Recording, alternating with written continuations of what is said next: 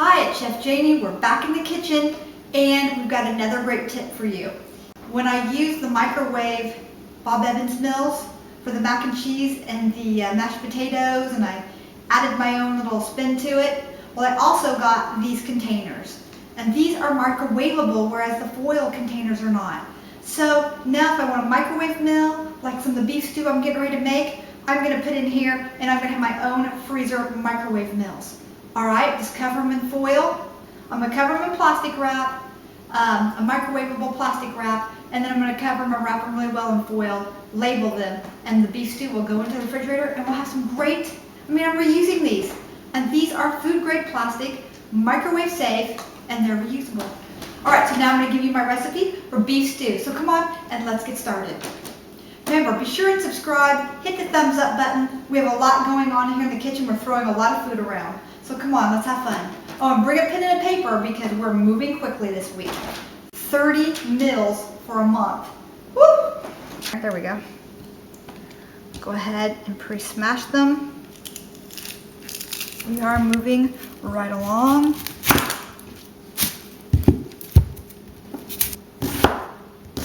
There you go. All right, we're also going to use the rest of these frozen peas that I used for the other dinner. Here's my carrots. I bought them pre-done because they were on sale.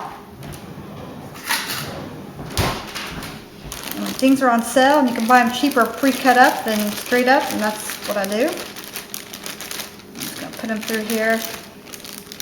And I'm going to rinse them really well, and I'll bring them right back here again. Try to always rinse your vegetables from the store when you can. There we go. All right, there we go.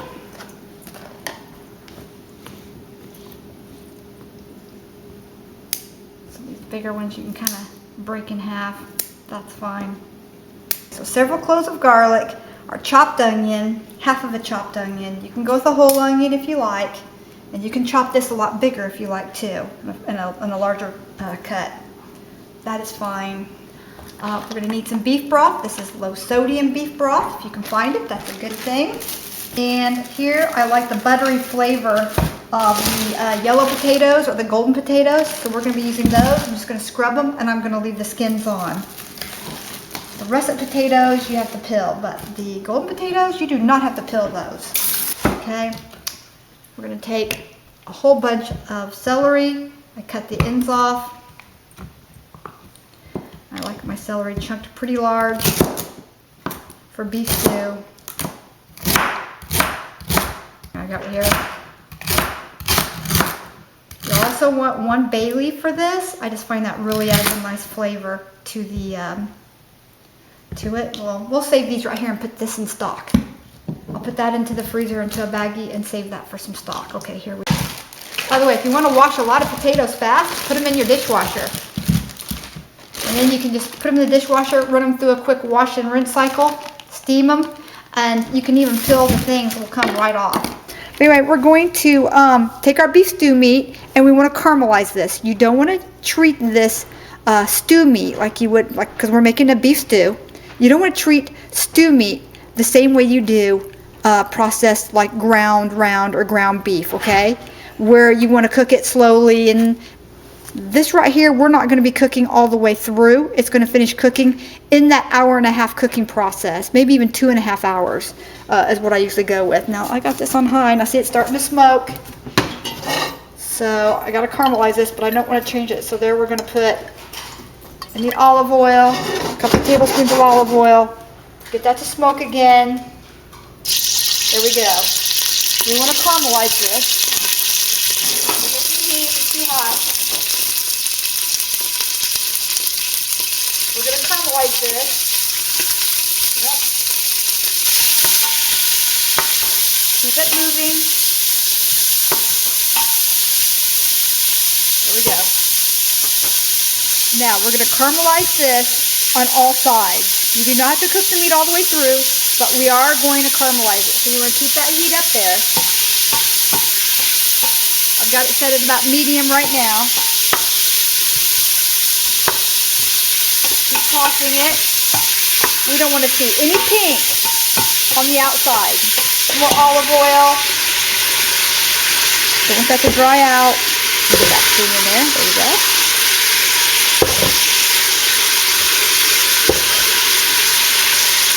Now, you can use wine on this.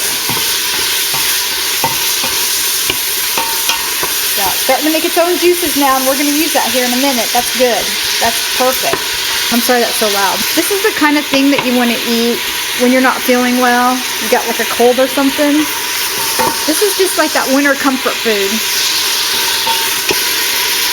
You can even add pearl onions to this, and that's really delicious, but I didn't have any. I grew up. So we're going to give this probably about, probably takes about 5 minutes total, so I probably got another 2 minutes left. Alright, it's ready. So what we're going to do now is we're going to take the meat back out now, and we're going to put it in a separate bowl. Just like that right there. Put as much juice as possible in the pan. We're going to add our onions. We're going to add our garlic. Toss the coat. Turn our heat really down a little bit more because we don't want to brown these. We just want to clarify them just a little bit. We just want to get them a little bit clear and sweeten them up maybe just a little bit. Red onions don't really sweeten up. They just kind of get transparent. They just get like a stronger flavor. Next we're going to add our celery and our carrots. And our green peppers, or in this case, yellow, orange, and red.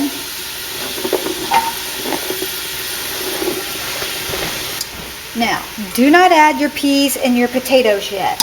We're going to add those last. Some more olive oil to this. About a tablespoon.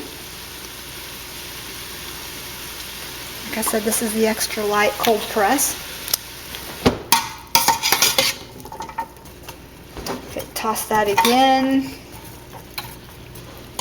Turn our heat back up here. We're going to cover. Oops, wrong lid, I guess. There we go. That's the right one. Okay, by the looks of it, that looks like it's going to need to go probably another 5 minutes, so we'll be right back. Okay, I forgot to add the flour in. When you do the garlic and the onions, and you're using the sauce from the meat, you should go ahead and sprinkle in your flour, at least 4 to 5 tablespoons. I forgot to do that because you want to relax that flour and get rid of that flour taste. So here I'm just going to add just a little bit of the beef broth. I'm going to add enough to get some juices back in here again. And then I'm going to make a roux. I was way too far along to go back. Here.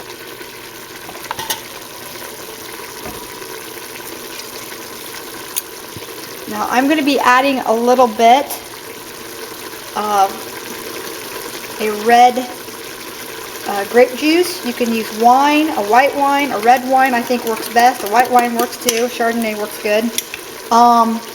But we don't drink alcohol, so I'm just going to go with regular red or grape. I think I have the grape. I don't think I have red grape. I think it's just the grape juice. And that's fine. I'm just going to add a little bit of that. You don't want to add that. Just add more beef broth, okay? Okay, now we're going to get this nice and smooth.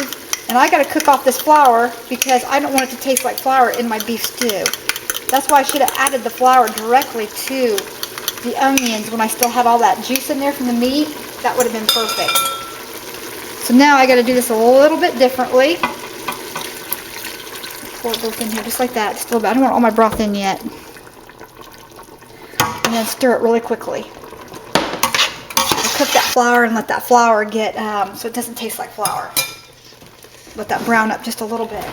We've browned up that flour a little bit. Takes about 2 to 3 minutes to do that. That was plenty of flour. Okay, so now what we're going to do next is we're going to add the tomato paste. To have tomato paste, I didn't have it, so I'm going to add some tomato sauce instead. Not much, that's plenty. That's probably about 1/3 of a cup. If it's tomato paste, then use it all up. That's fine. putting this in. Okay, let's go ahead and add the broth to this. Where's my beef broth? Here it is. Now I'm going to add my beef broth to this.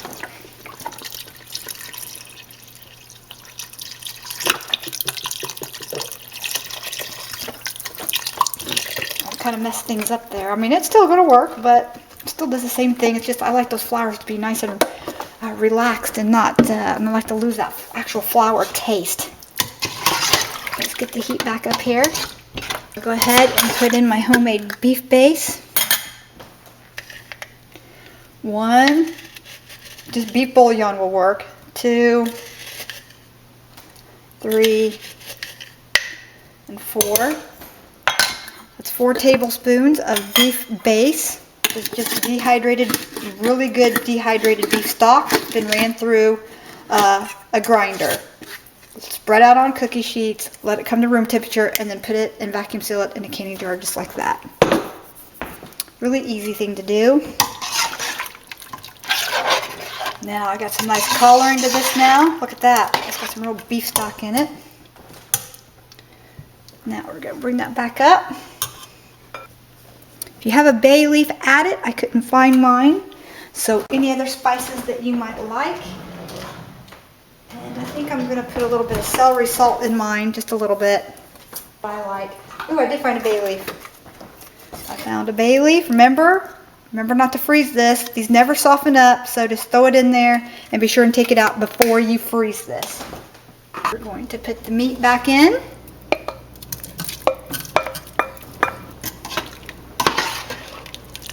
I'm trying to get rid of some of that steam for you here so you can see it a little better. Trying to get the temperature up here just a little bit before we add the potatoes. But look how rich that is from adding a little bit of that tomato sauce.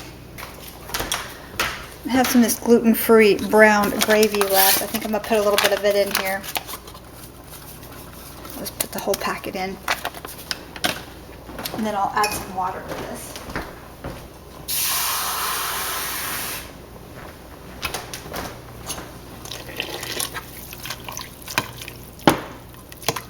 Oh, now that smells good right there. That's what it needed. It's a packet of brown gravy mix.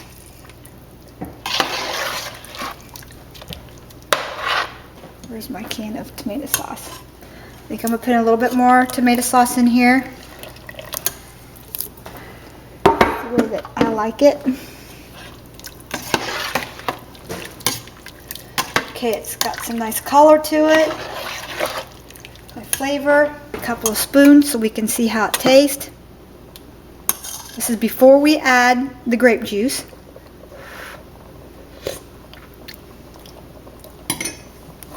Yeah, this had a little bit more salt in that beef broth.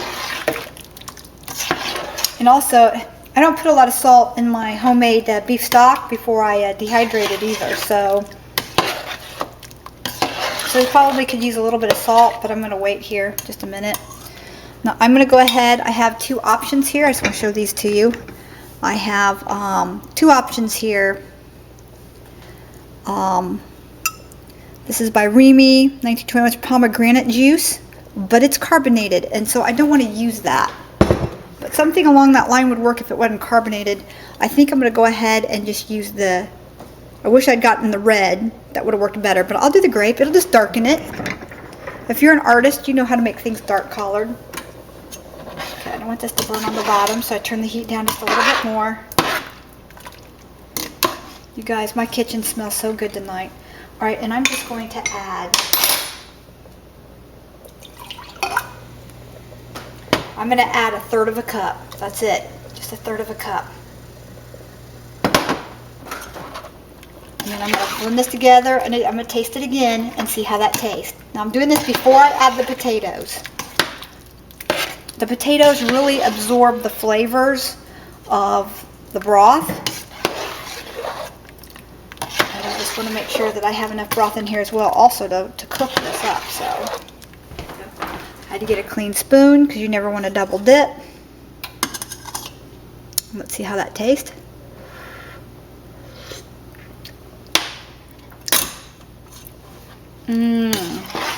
Oh my goodness. That is really good.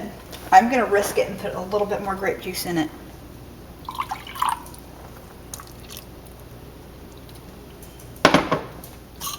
That was probably just about another 1/8 to 1/4 of a cup I added extra there. Now if you use something with alcohol in it, you want to be sure and cook the alcohol off before you test it. Look how rich that broth looks.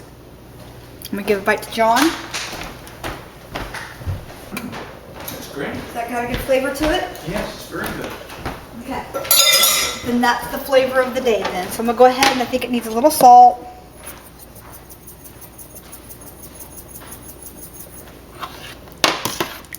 It needs a little pepper. Remember, spices get stronger when these things sit over time. And if you wanted to, my mushroom soup that I canned, I can always put some of that in as well. Now, I'm not going to at this point in juncture, but you certainly could have the mushrooms in it. That would be delicious. Now, if you're going to can this, you want to keep it pretty soupy, like this, okay? Because density is the issue when you're canning things. So you don't want it to get too thick. You'll want to use ThermFlow or arrowroot powder. But mostly I think ThermFlow holds up better under those types of heats and times and temperatures. And then you'll want to pressure can this, because there's meat in it, at 10 pounds of pressure for 75 minutes for pints and 90 minutes for quarts if you're canning this. I've had a lot of people tell me, well, what would you can this at? Well, it's got meat in it. Meat, beans, lots of foods. So meat is your maximum temperature time of everything that's in here. So it has to be pressure canned. If you're over 1,000 feet above sea level, then you'll want to go 15 pounds of pressure for the same time. 75 minutes for pints, 90 minutes for quarts. All right, I'm going to go ahead, and I've got this bubbling now. I'm going to go ahead and add in the potatoes. You can see I left my skins on. I chunked mine up a little bit on the big side, which is fine. And what I'm going to do now is I'm going to let this simmer for 2 to 2.5 hours. All right, 2 to 2.5 hours. And this will greatly reduce. It'll really get dark in color. And you will see that this will be the best beef stew that your tummy's ever had. I made up this recipe several years ago. Matter of fact, I don't even think I've ever even made this for you, John, have I? No. I think of all the years we've been married, I don't think I've made John my beef stew. I've made beef roast and pot roast and hams and all kinds of things, but I don't think I've ever made you beef stew. He just, whenever I made it, he was always overseas or gone. But you know, this is a great thing to make if you've got some, you know, like he's going off to that funeral. I might have him take a thing of this with him in a cooler or something and take it with him. And then Bobby can enjoy this for their dinner that night.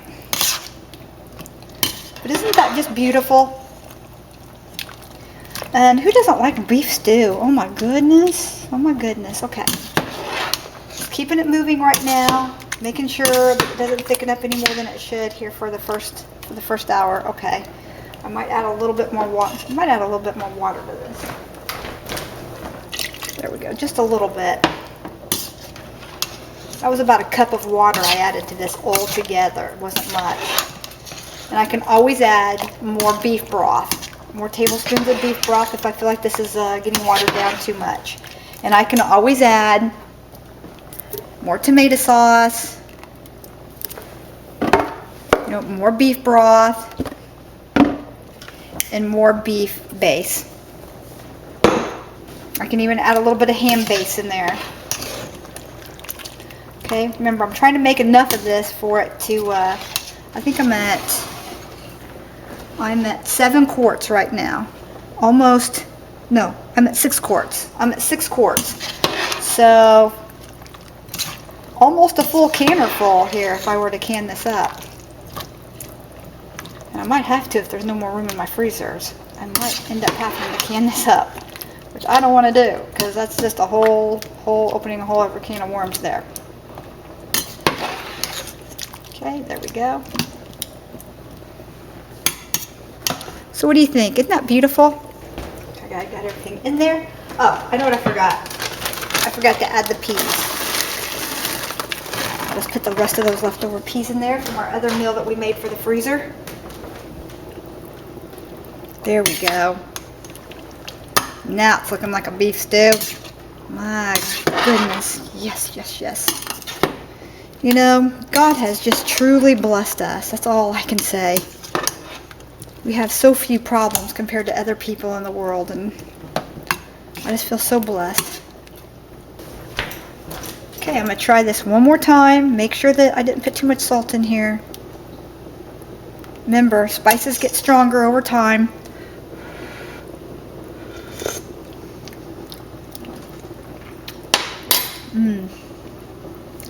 Okay, that's perfect. Now I'm going to turn this down. We're going to put on the lid. Remember, we want a light bubble, just like this.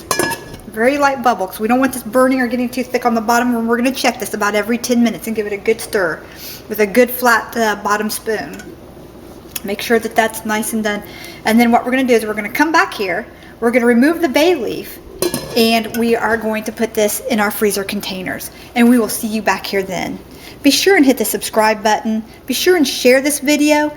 Give us a thumbs up. Show your support to our channel, and let us know that we're bringing you things and products that you are, that you're interested in. Okay, this has been simmering for about an hour and a half. See, it's really starting to reduce now. The potatoes are done. The carrots are done. But I'm still going to go for at least another hour to an hour and a half on this. I want to reduce it even more. I've been coming in here about every 10 to 15 minutes and just giving it a nice stir so nothing gets cooked or stuck to the bottom of the pan. Especially once it really starts losing its liquids. That's why you want to keep the lid on it, or at least crack. Make sure your potatoes are under the fluids here so they get done, and your carrots. Okay, but didn't that look nice and hearty and healthy? Look at that. Now I promise you, you serve this to a man and he'll put a ring on it. I'm just telling you. This is the good stuff right here. This is the good stuff. We're just going to freeze everything up in portions in these tins. Foil side down. And then we can write on this side what it is. Be sure and date it. And we're just going to warm these up. These aren't microwavable, but we're just going to put a cookie sheet in the oven, set these on a cookie sheet, and we'll thaw these out in the room for about an hour to an hour and a half, or in the refrigerator overnight. And then we'll set these on the cookie sheets, and we will bake these at 350 degrees for probably about, for something this thick and that frozen, it'd probably take 35 to 45 minutes in the oven. Make sure that when you remove this lid right here, when you go to do it, just open this up. So you got a steam vent. Take off the paper, and you'll just put this in the oven, and you can even cover this with tin foil and punch maybe a couple holes in the tin foil. And then there you have it. When the center's nice and bubbly, you know that it's done. You want it to bubble really good though, because you want all the vegetables and those big chunks of vegetables in here. You want these big chunks of vegetables in here. Excuse me. You'll want these big chunks of vegetables in here. See, you'll want them to be nice and thawed and cooked through and heated through. All right. So I would say it usually takes me at 350 degrees. I have a convection oven. It usually takes about an hour to an hour and a half of thawing it in the room overnight in the refrigerator. And again, this is 30 days of meals, so I already know what we're going to have. Yeah, somebody can change their mind, but I do know what we're going to have for every day. I've got it labeled in the freezer. So, and if you spread this out throughout the month, or even set a couple aside for the following month, then you don't feel like you're having too much of the same thing. And you can even have this right here for lunches once in a while if you want to, and pull a few things out of the refrigerator for lunches. So we've made 9 different entrees now, and now we're going on to the crock pot, the pre-made crock pot dinners. All right, for the crock pot. So come on over here and let's get started. Be sure and subscribe. Hit that like button. Show your support. We love you. God loves you. Go with God. Blessings.